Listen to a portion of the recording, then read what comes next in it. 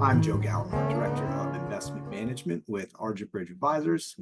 I hope everyone had a wonderful summer. Hope you're as excited for this fall as I am. Welcome back to Cup of Joe. Today, we just wanted to kind of take stock of where we are in the year right now and give you a kind of a pulse of the market as we here at Argent Bridge see it at the moment. So let's dive in. Stock market index performance. It has been very solid so far in 2024. As I record this in the first week of September, the S&P 500 index is up about 16.5% for the year. US small cap and mid cap indexes, those are up about 6 and 9% respectively. And even international and emerging market stock indexes, those are up in the high single digits as well. So that's all very good to see. Now, this hasn't been a kind of a line just straight up to where we are. We did see some bouts of volatility, the first one being in April, which lasted a couple of weeks. And then again, we saw a sharper one in the second half of July into August. That second one was a downturn of about 8%. Now, it felt very sudden and shocking, but it's actually very much in line with what we've seen historically year to year in the stock market. So the volatility we're seeing is actually very normal, if you want to think of it that way. Now, what do we expect for the remainder of the year? Well, we're actually expecting a lot more of the same. Here we are with the US market up over 16% so far, but that's even after two repricings of greater than 5%. And 5% repricings are actually frequent in the stock market. So with the Fed signaling that we're going to be lowering interest rates and an economy that's, let's call it yet to be determined, how much it's actually slowed down, we think that it's reasonable to believe the market in the near term will behave in fits and starts. You know, the market always wants to go up, but here in the near term, week to week, it could be a various economic report or some random headline or some earnings release that's going to trigger some short-term declines. So, you know, that's to be expected. But we want you to look past all of that. We want you to focus on the years ahead and remind yourself that what we're experiencing now is part of a normal, functioning, developed economy. In order to help you do that, let's review a couple of the points that we see is supporting a case for growth right now.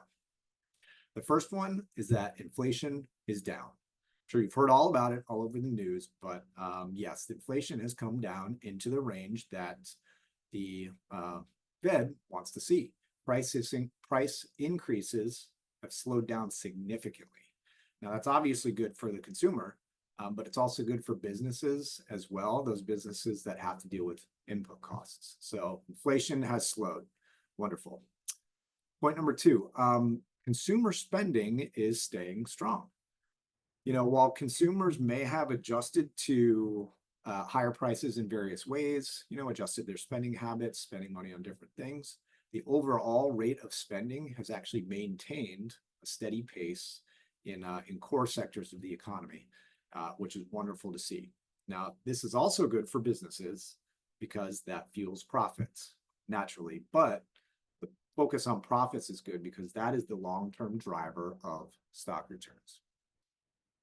Third point, conditions for growth around the world seem to be improving globally.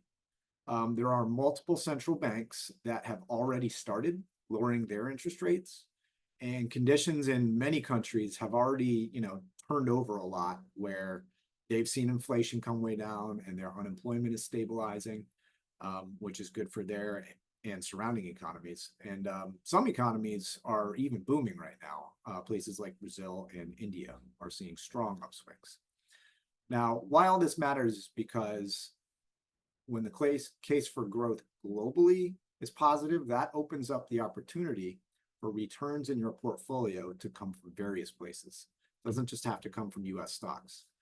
International stocks, emerging market stocks, even US multinational stocks, those are companies that get a substantial amount of their revenue from outside of the US. So it doesn't just have to be the US economy that's fueling returns for some of your US holdings. And the fourth point is that for a long time now, many investors have been content just sitting on their cash savings because it's been yielding them, 4 to 5%. The Fed has signaled that they're going to be lowering interest rates. As we get deeper into that rate cutting cycle, that cash that they're sitting on, that's going to become a less attractive savings vehicle because the yield is going to go down. And logic would tell us that as the yield declines, more investors will start putting some of that cash to work into assets that will more likely be productive long term, aka stocks. So we could see this big migration of a substantial amount of cash come from money markets into stocks, over the next many months, and that would hopefully be a significant tailwind for asset prices. So those 4 points cover a kind of a brief case for growth right now. We believe in this case for growth. Our investment committee, which meets monthly, we're always discussing ways to stay on top of this evolving landscape. So what we've been doing lately is we're examining our exposure to those US stocks, the international emerging market stocks, not just how much we have in each of those areas, but what are those exposures comprised of underneath the hood, and do they make sense? We're monitoring our allocations to alternative asset classes, things like real assets and hedged equity. Those have been in place to guard against substantial downturns in the market, which worked very well during those 2 bouts of volatility this year, and we're constantly monitoring those positions. We've also been leaning on the actively managed bond funds that are in the portfolio, which have done very well in this challenging environment for bonds. We've also made some adjustments to the bond allocation that we believe should benefit from the Fed's shift in its interest rate policy. And we'll be monitoring that along the way and making changes accordingly. So that is the pulse of the market as we see it right now.